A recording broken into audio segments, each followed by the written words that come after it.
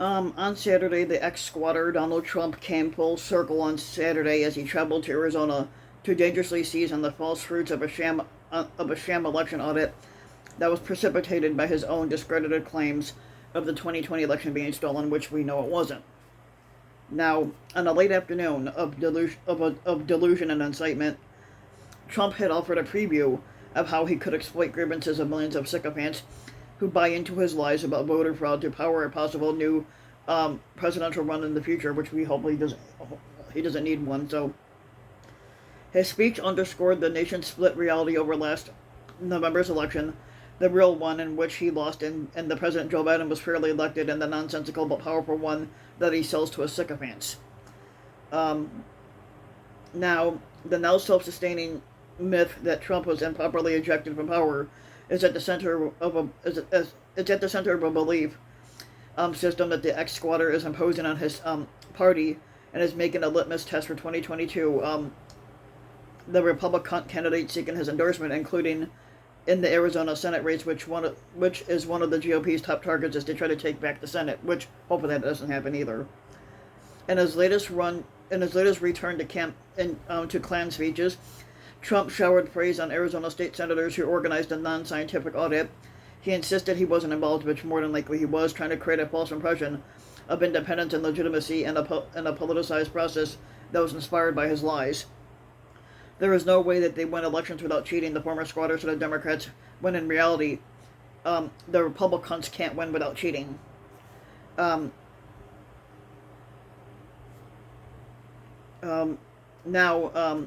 This is what Trump says. He insists the Democrats cheat when it's in reality the Republicans that do.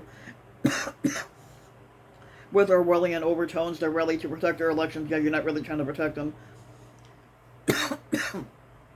The one-term, twice-impeached squatter had related prolonged and false stories of election fraud across the country. He also claimed that many more Republican-run states were seeking their own audits of election results, even though multiple judges have ruled that there was no election fraud at all.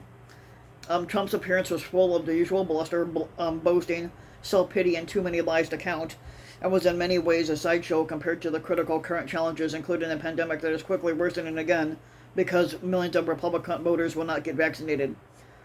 But his appearance was also a warning of one of the most dangerous problems haunting a divided nation's deeply polarized politics. The fact that lies and conspiracy theories now represent sincerely held views of a large minority of the electorate, thanks to Trump's mastery of demagoguery and the endless flattery of a compliant right-wing propaganda machine. The ex-squatter did tell his sycophants to get the vaccine on Saturday, but in such a way that offered an out for those who have brought into conservative misinformation about it, and in an attack on Biden, he further politicized the issue. Yet again, Trump showed that he was not willing to diminish his own political capital for the greater good. He basically said, I recommend that you take it, but I also believe in your freedoms 100%. Yeah, bullshit. This is what Trump said before adding, because they don't trust the squatter, people aren't doing it. On the vaccine and many other issues, Trump is seeking to do nothing less than create a lie. The big lie, they call it. You know what is the big lie? The opposite was the big lie. The election was the big lie. Trump said in a concise example of his malevolent method as he seeks to reshape Republican orthodoxy. Does everybody here understand that the 2020 election was a total disgrace? No, not really. What's a total disgrace with your fucking fat ass? The ex-squatter said at the Klan rally, inciting a frenzied chant of his name that demonstrated how effective his wholesale lying has become.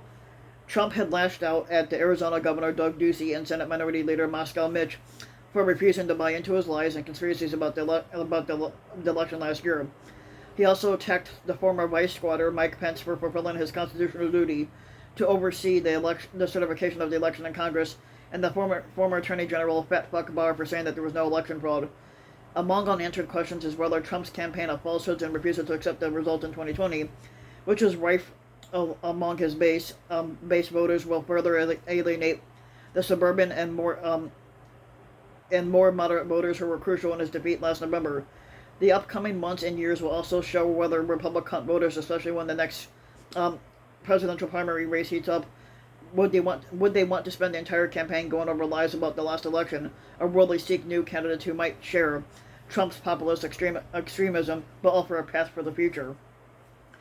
There is no doubt about the power of Trump in the fast-forming primary races that are ahead of the midterm elections next year. A stream of pro-Trump sycophants have made the journey to Arizona to curry favor with the ex-squatter by highlighting the unofficial audit that has so far shown no evidence of voter fraud but has twisted the facts about the election. In a briefing earlier this month about the audit of the votes in Maricopa County, the crucial battleground where Biden outpaced Trump to win the state in its 11 electoral votes, the firm running the process expressed multiple untruths.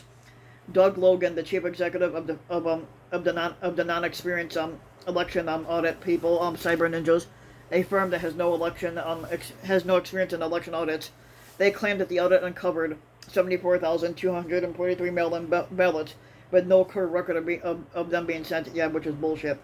The claim was quickly picked up by Trump and some of his sycophants as the narrative of magically appearing ballots quickly gained steam among the Make America Hate Again sycophants online. CNN went to go fact-check this and found that there was no evidence of either fraud or significant problems with these ballots. And there are complicated reasons why it is not unusual, which is why it's not unusual that Maricopa County's submitted ballot list include a number of voters that do not match up with requested ballots list. Logan's comments appear to be informed by misunderstandings, deliberate or not, about the county's voting procedures. The situation has been explained by several election experts, including Garrett Archer, who's an election analyst at ABC 15 television in Phoenix, and a former official in the Arizona Secretary of State's office who is regarded as an expert on the state elections procedures. Arizona Secretary of State Katie Hobbs, a Democrat, called Trump a sore loser on CNN on Friday, which he is. On Saturday, she argued that the whole audit was designed to feed Trump's ego, to placate his hurt feelings because he lost the election, and he's grifting a lot of people to pay for it instead of paying for it himself. The Washington Post reported on Thursday that Trump's Political Action Committee had raised about $75 million so far this year, but had not sent any money to the Arizona ballot review. When CNN's Pamela Brown told Hobbs that the ex-squatter's crowd was chanting "Lock her up" in reference to her at the Saturday Klan rally, Hobbs warned that he was playing with political fire. What's going on right now really is dangerous, and the former squatter is continuing to incite his sycophants to an action that could end up with another insurrection and needs to be held to account for that. Hobbs is running, which Hobbs said, and she's running for governor in 2022. It doesn't actually matter to Trump or his sycophants if the allegations made in the audit are true or not. Trump's list of supposed irregularities that he spouted in his Klan speech, which was often incoherent, made very little sense, but the conspiracies help fuel the massive nationwide lie that Trump created in order to avoid admitting that he lost the election. Any morsel of information, no matter how quickly it is to be discredited, it further expands the big lie, and as months continue to pass, those who buy in tremble so far from the truth that facts become meaningless. The impact on American democracy, however, of millions of Americans losing faith in the election system, which is actually remarkably free of fraud, is deeply corrosive. Trump's perpetuation of his own election fraud is taking place alongside a broader Republican effort to not just whitewash the behavior of the ex-squatter and his sycophants during the Capitol insurrection on January 6th, but they're trying to write an alternative history of events to cover up that fact. The House Minority Leader Kevin McCarthy, who has anchored the Republicans' bid to win back the House next year on Trump, hopefully not, and the Republicans are arguing that Speaker Nancy Pelosi was to blame for what happened, which she wasn't, apparently because she did not beef up security at the Capitol, even though the Speaker is not in charge of security.